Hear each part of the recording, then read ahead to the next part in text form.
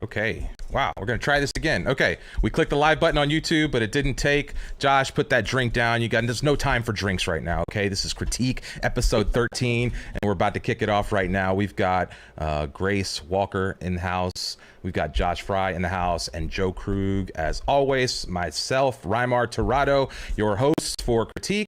And we've got a full action-packed episode today. We're going to review a few websites. We're going to talk a little bit about Clone Comp and kind of where we're headed with these episodes and the critique, how they're going to kind of evolve as we move forward in our community building efforts.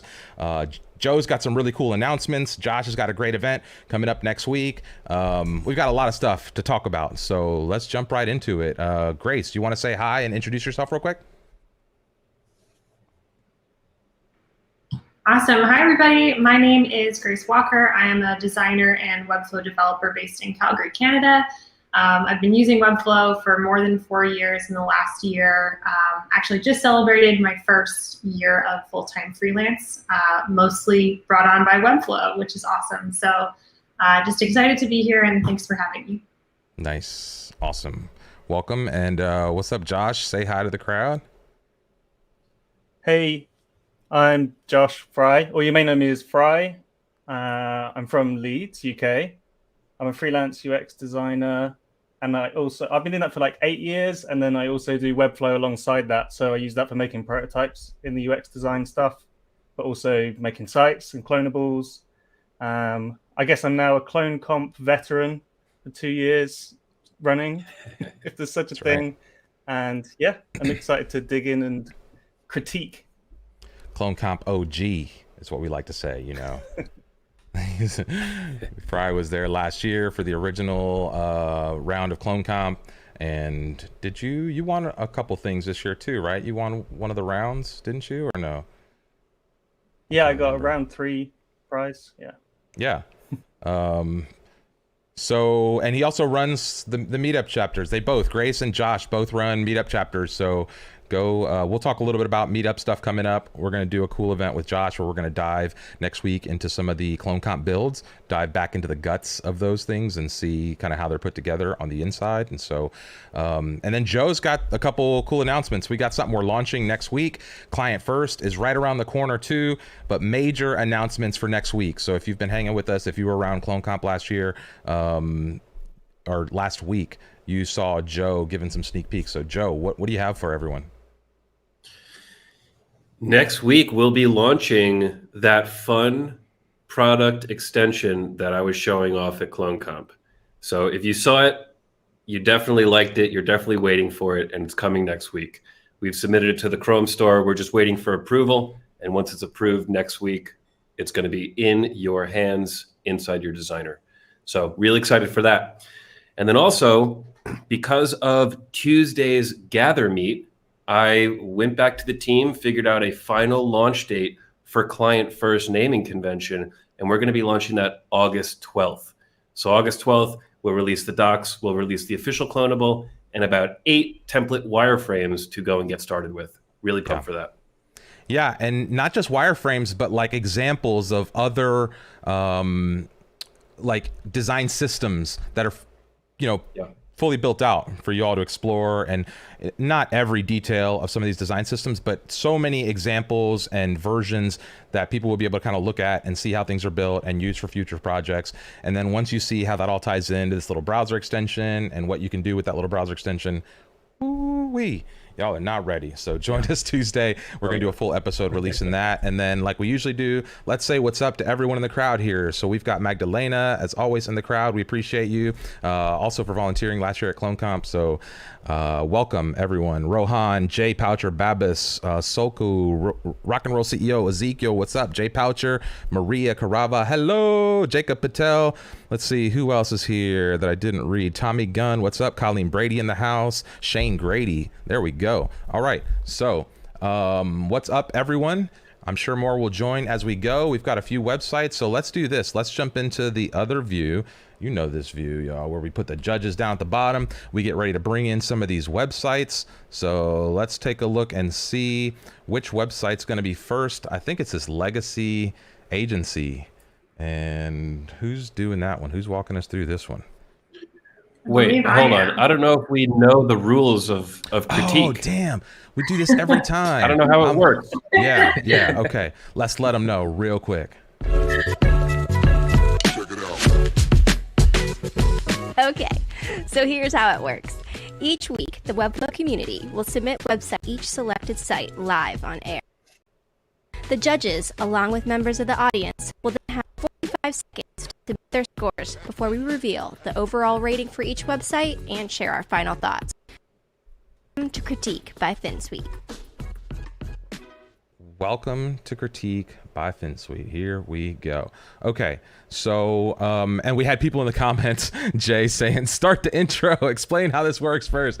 Yeah, so we've got, even the crowd now is helping us produce the show. Appreciate that. Much love to everyone who helps keep us on track here. So, okay, so who's got the first site, Legacy Design? That is me. I'll take it away. Okay, 5 minutes on the clock. Whenever you're ready.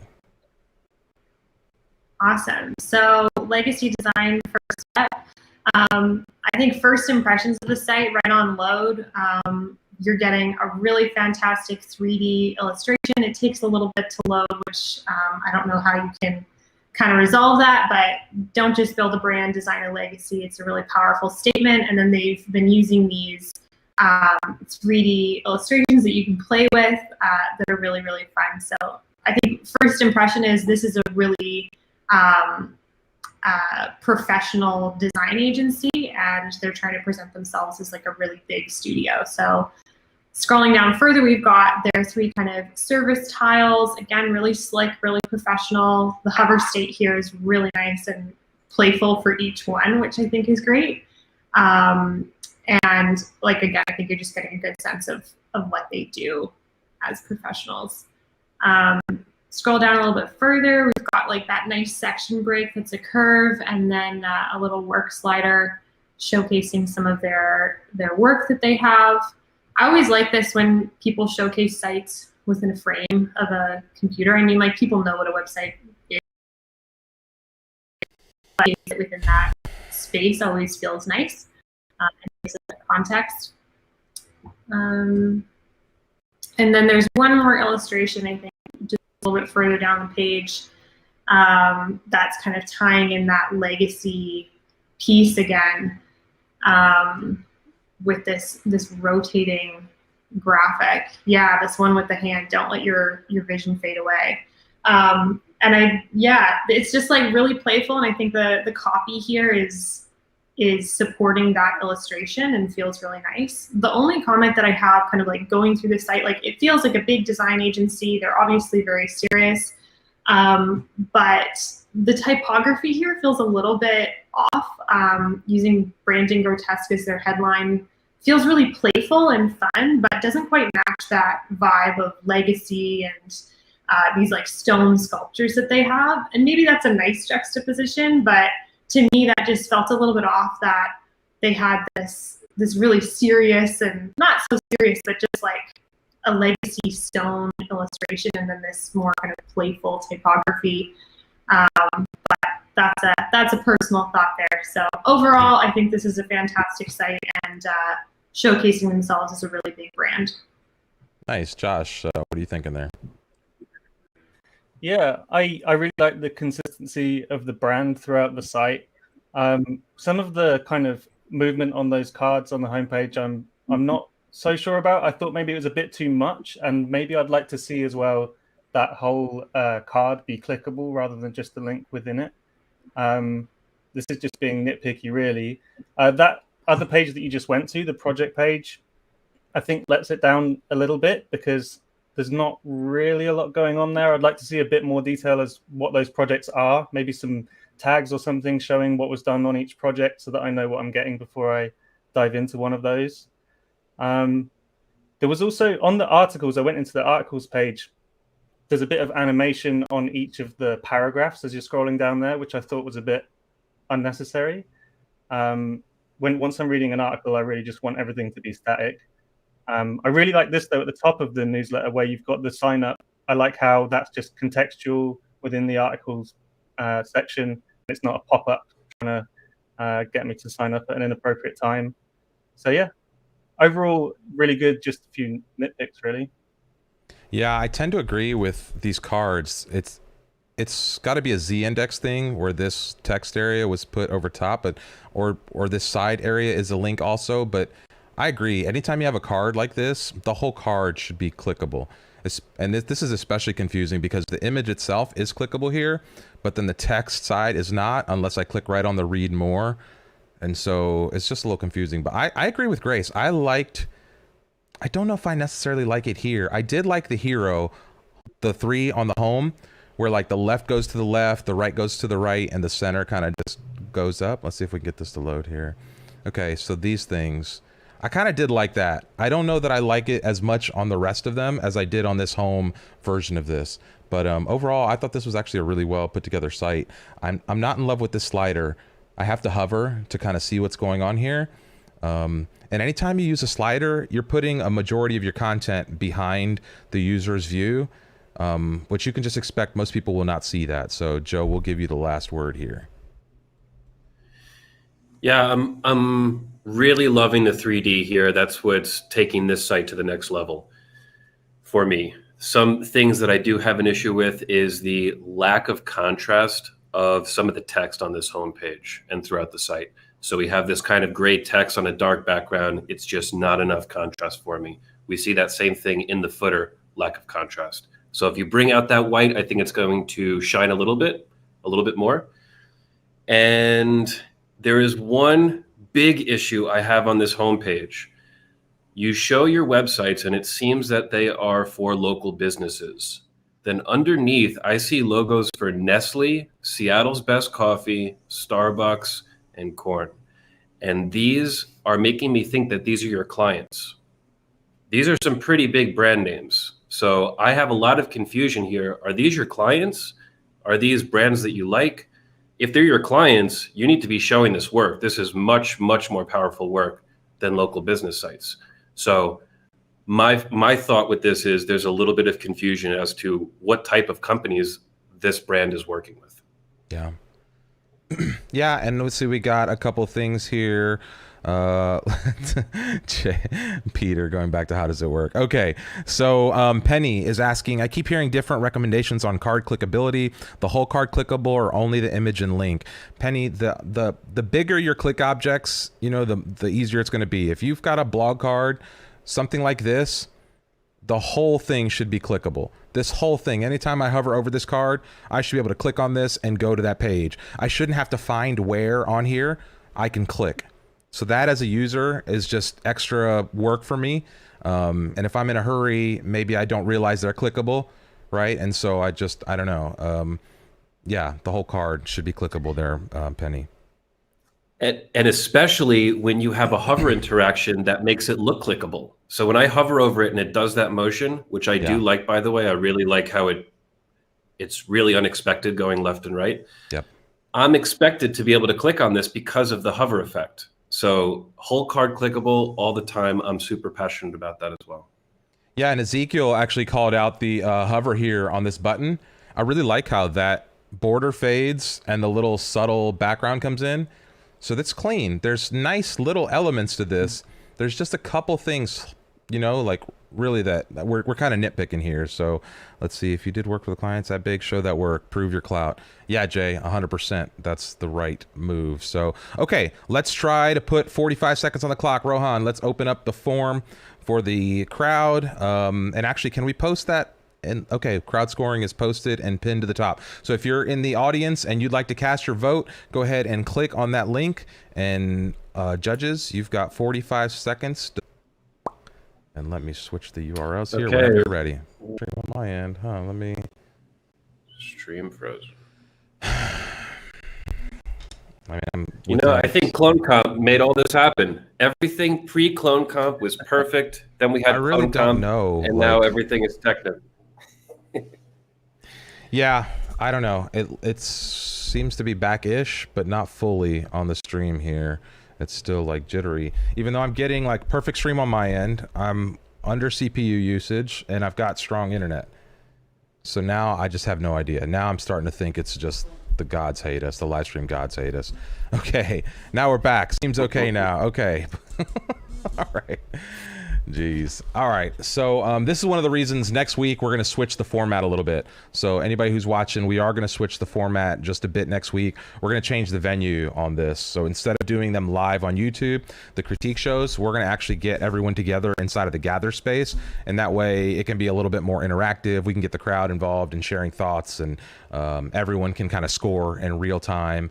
And it'll be more of a discussion, live critique, as opposed to just us streaming with the guest judges. And honestly, this has been really frustrating on my end. I don't know if it's internet or computer or what, but or a combination of two. So anyway, Josh, you're up. Let's do this. 5 minutes. It seems to be stable now. Let's try it again. Okay. Yeah, so the first thing that struck me here was that there was a lot of movement, and it was a bit overwhelming, to be honest. Like, I know that we're dealing with video here and there's some really great work to be showcased, but the carousel is moving really quickly and I don't really have a chance to kind of familiarize myself immediately and understand what it is I'm looking at. Like, I'd like to see a little bit of story maybe straight away, like who are you and what do you do isn't really clear. And then maybe, I'm not a fan of carousels. I think you could make more impact with this content by splitting it out, having separate sections maybe for each one, and a little bit of commentary about each project to get me interested in it. Maybe the videos are just previews that I can click on. Also, this is clickable at the top, but it's not really clear. You know, there's no CTA. Where's that going to take me? Is it taking me to the project, or is it just going to expand a video or something? It's not entirely clear. The navigation interaction is also a bit off-putting for me. I'd rather see something on each individual element in the nav rather than this kind of bar that builds up. And then when we're on these individual projects, I'd also like to see a bit more story again. You know, I want you to guide me through a journey. Why are you making these films? How did you come about to work with these clients? And what did you gain from it? And that kind of thing.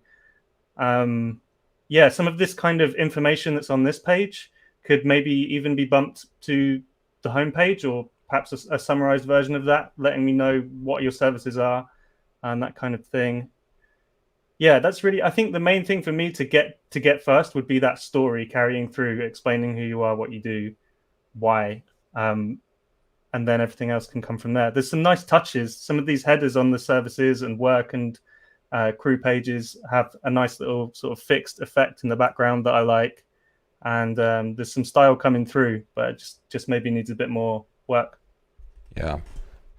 I tend to agree a little bit about the cohesion here, and I think your point that some of this could go on the homepage is well stated. I think there's not a lot of content on some of these pages, and so, you know, people are less likely to click from page to page than they are to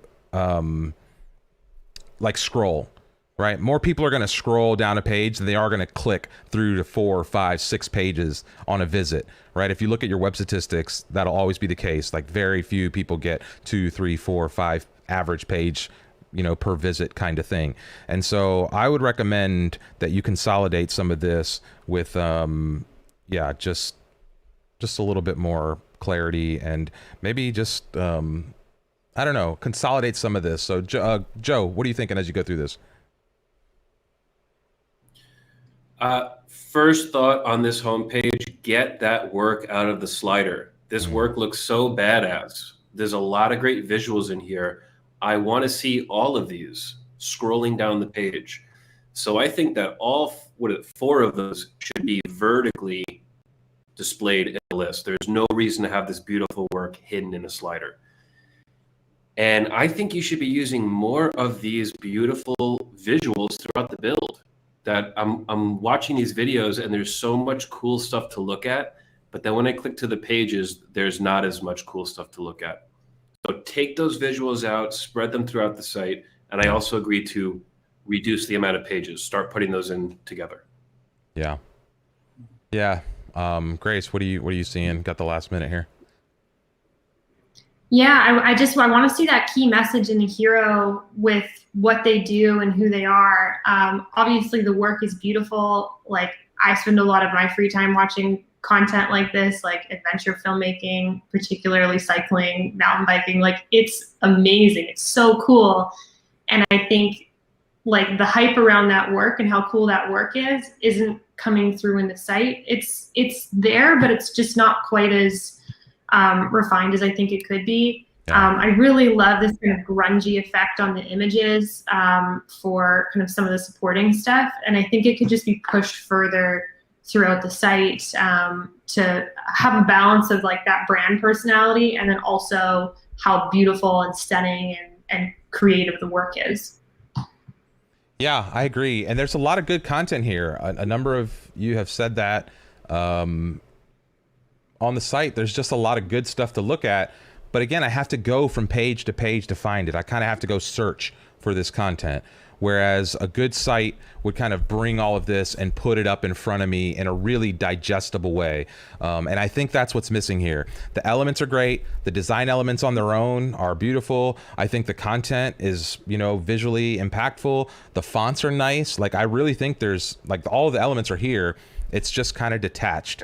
I think if you went back through this with like a look of consolidating and refining and kind of like just putting it all in one cohesive story, this website would really pop. I could see this being like a 1 or 2 page website. Okay. Totally. Okay, so let's see what the crowd is saying here. New web norm pages equals sections on Parallax and only need new page if details are too much to show with a tease. That's Jay. I agree with some of that. You do want for SEO, you might want specific pages, you might want certain things broken out. But yeah, in general, some of these pages themselves could just be sections. So yeah, that's good feedback there. All right, so let's do it. Let's get 45 seconds on the clock and let's get the judges sharing and then the usability. Okay. All right. 15 seconds to cast your votes from the crowd. Any final thoughts from the judges?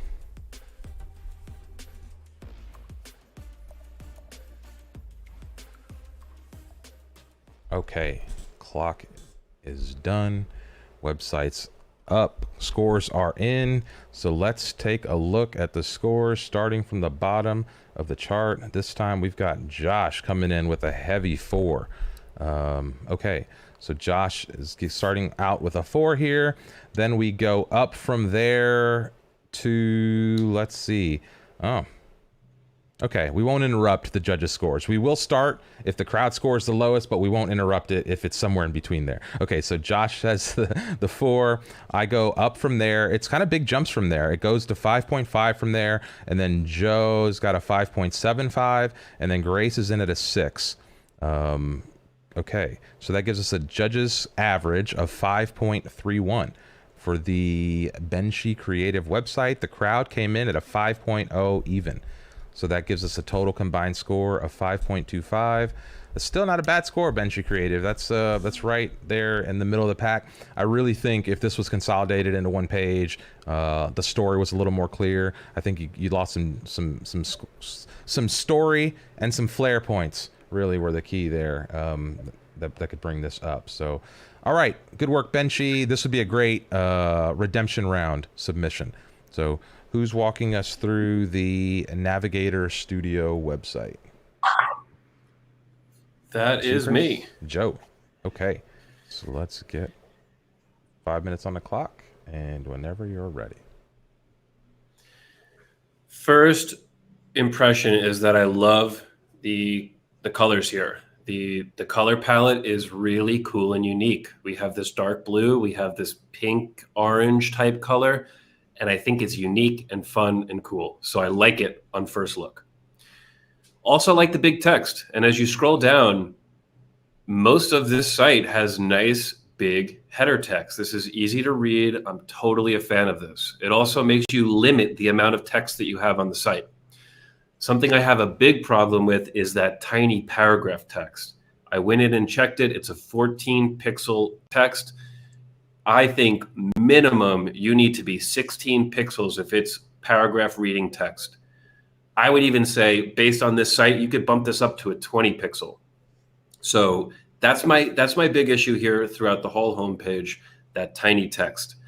but the rest of the site really is great. I love the simplicity here. I love how much space there is. It's very clear. And yeah, I do want to click those buttons. I like the circling CTA there. It's fun, and it makes me want to click. When you get down to that bottom of the page, okay, hold on, this section first. I love this growing, what seems to be Lottie animation or some type of stacked interaction right there, where we have this globe growing into more sections, more interaction. So really cool. I love that effect. And if that paragraph text on the right was a bit bigger, I think that section would look much, much better. I love this bottom section. You get to the bottom and you're just putting the work right in our face. That's what I want to see. Horizontal scroll, I'm ready to go and click through to one of those to get to the next page. So I'm a fan of this site. I think this is a really good build here. What I would like a little bit more of is more here. I think this is a great section. I really like how you're presenting yourself as the creatives here. And I want to see even more. I want to know more about you. I want to, yeah, just more, put yourself inside the agency. And when I'm done scrolling through this page, I want to know who you guys are. Overall, really good. I'm liking the site. Great job. Nice. Yeah, I tend to agree with a lot of that. Grace, what are you thinking? Yeah, I think for a single page website, this sure doesn't feel like a single page website. And I think part of that is when you click on the navigation at the top, it doesn't feel like a scroll to. It feels like you're loading a new page or a new section. So I thought that touch was really nice. I tend to agree with the color comment that Joe made. I was telling Rima earlier, the first comment I made about this was just like, this color palette is tasty. Like that orange feels like a creamsicle. Like it's beautiful. I disagree a little bit with the type size comment that Joe made. As a designer, I love tiny type. I know why they did this because that contrast is so wonderful. But from an accessibility standpoint, it's not accessible, and that it's a trade-off. But I think the accessibility has to come first here, as much as I love tiny type. Yeah, great thoughts, Josh. Yeah, I had really great impression from this site in general. I think the text needs to be bigger. I actually, with the one page side of it, I would prefer maybe to have some sort of fixed navigation. There is a little indicator in the bottom left of my progress through the site, but when I click on one of the navigation items, the nav disappears straight away. And when I'm kind of in that mode of clicking on the nav, I want to be able to just click between each section quickly. So the fact that it kept going away was annoying me a little bit. I just wondered if the progress through the site could be shown on the navigation as you scroll down, rather than being a separate element in the bottom left. But that's, being really fussy. I think the whole impression of the site is great. It does a really good job of storytelling, and things like that video there, I think, are a great example to look at for maybe the Benchy site, where you've got sort of a preview going on in the background and you've got a clear action that's going to happen when you click on it. Really like this site.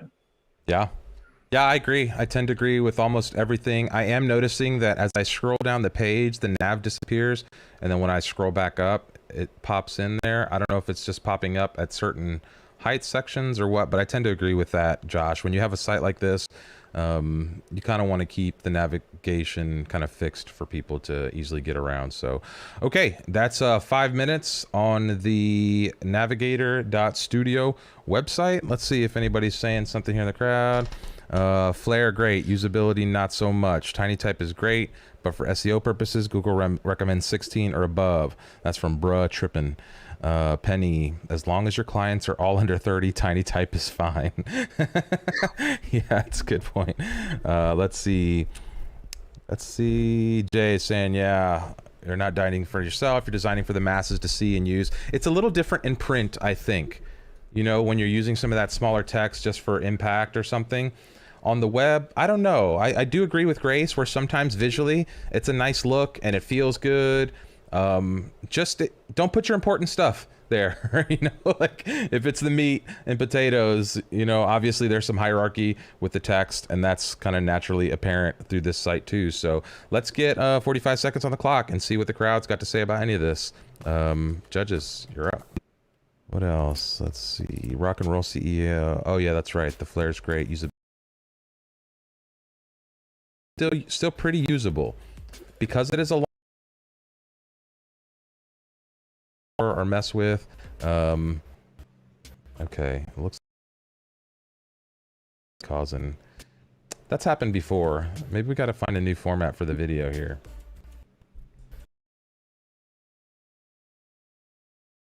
The video, it seems to be running heavy. I'm going to stop that. So we got 10 seconds on the clock. Let's go back to this view here. Okay, so let's take a look. Give it a second. I think we're back on the stream here. Okay, so it's a GPU issue. Yeah, it always happens when you play. Yeah, and I'm looking at my GPU readings here, and it does spike over 90% when I hit those videos. So playing those videos does give it a load. But we're back on here, so let's go and take a look. As always, we start at the bottom, and this time, that's the crowd. The crowd is in at a 6.82. So the crowd score is the lowest score at a 6.82. We go up from there to the judges with Joe. Joe's at a 7.5. Josh comes in at a 7.75. I come in at 8. That's a nice little stair step. And Grace finishes it off with an 8.25. So walking up in quarter point increments there, giving us a judge's average of 7.88. Combine that with the 6.82 from the crowd, and you get a 7.66 total combined score for the, what's the site here? Navigator Studio website. Okay, so let's see. We'll jump to the next one. Oh, we're going to do, all right, now we're going to jump into a little bit of Clone Comp recap here. So we had, if you weren't with us, hanging with us for Clone Comp last week, we had some really cool submissions. And so we wanted to showcase Tito, who won the competition. We wanted to showcase his day 3 site. And then the next one we're going to showcase is Designed by LA, his day 1 submission, which was really unique. And so we've got Tito's URL up there. It's day 3-Tito. Maybe Rohan can share that in the chat. And is it Josh taking us through this one? Can do, yeah. And maybe before you go through it, like explain a little bit about what's going on here. Like this is his day 3 submission. Walk us through a little bit, like what's happening. What are we walking into here? Yeah. So by this point, day 1, we had different prompts based on story. If you don't know anything about Clone Comp, and on day 1 we got kind of stranded on a desert island, and then on day 2 we had to sort of search through some caves, maybe find some treasure, and then day 3, it's kind of escaping from the whole experience. So Tito here kind of references a lot of things that had happened throughout Clone Comp, as a few people did. But yeah, you'll see it's a really unique take on kind of closing the story off. So I really like how he started here with this. Sorry, go on. Sorry, I was going to say, Jay is saying, what was the story? So real quick, day 1, you find yourself stranded on Finsweet Island. You got to figure out what's up, find some food and shelter. Day 2, you saw a cave, and you had to maybe there was some treasure in the cave. And then on day 3 was, whoops, that didn't go as expected. Time to get out of here before it's too late. And so each day, we gave participants a piece of the storyline, and the goal was for them to build on top of that each day. And so what we're seeing here is that final day from Tito. And I'll kick it back to Josh here. Cool. Yeah, so I thought when I first saw this, I thought this looks like a kind of Apple event or something that I'm landing on straight away. It's really classy. I really like how there's, I don't know if you can see it here, but there's a scroll indicator at the bottom telling you how far through this part you are. And yeah, an indicator and also a little icon. And as you scroll through, you're just getting different messages. I'm not sure if I'm okay. I'm scrolling. It's hitting my CPU pretty hard. This site. Yeah. I bet. And we've got all these different elements that we used, some of the illustrations that we were given kind of floating out towards you. And we've got a few references to things that went on during CloneComp as well, which is really nice for everyone taking part. And then I think as you get to the end of this, if I remember right. Yeah, this part was really cool as you kind of wake up into the... We get this waking up effect, which was also kind of a... that was like a motif throughout CloneComp as well, kind of waking up and finding yourself somewhere. And obviously this is using the...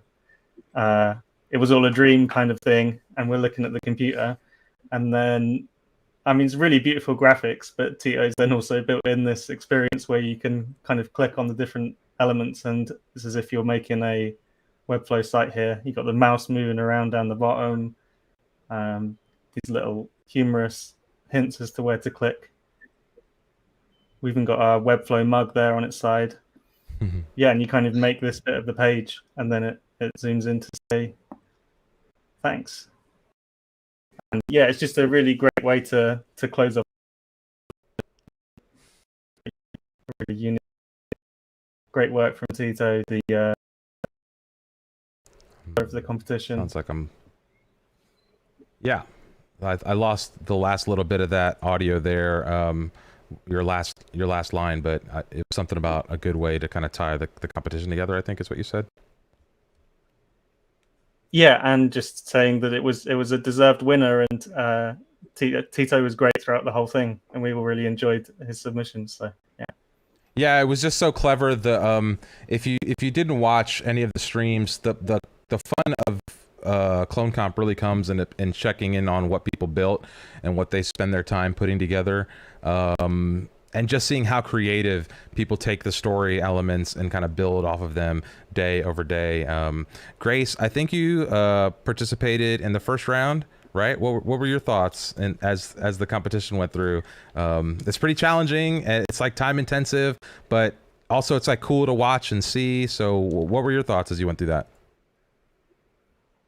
Yeah, I think my biggest thoughts are just props to everybody who carved out the time for this and made it through all 3 days. On top of client work, it was, and I had family visiting as well. It just wasn't possible to go through the whole thing. But I think just realizing how much work people put into this, and the time and the care and the animations and the interactions, like to see all of that happen from people who were just building something like for a competition, but also for fun and to showcase their skills. It's just really inspiring to see other people work so hard on something, and it makes you want to work harder and actually finish next year. Yeah, it's a unique event style. It's not anything that kind of exists out there. And Tommy Gunn saying crazy thing about Webflow is that it still works on mobile. So yeah, a lot of these sites didn't get the full mobile treatment just because it's such a time-capped event and we're all doing all the scoring on widescreen. But yeah, all of this stuff can translate down to mobile, and if you're careful about how you build it, it should be super performant. And it's funny, as I say performant, and I'm looking at my CPU now, we're at like 50-60%. It's Chrome. Chrome is the culprit here.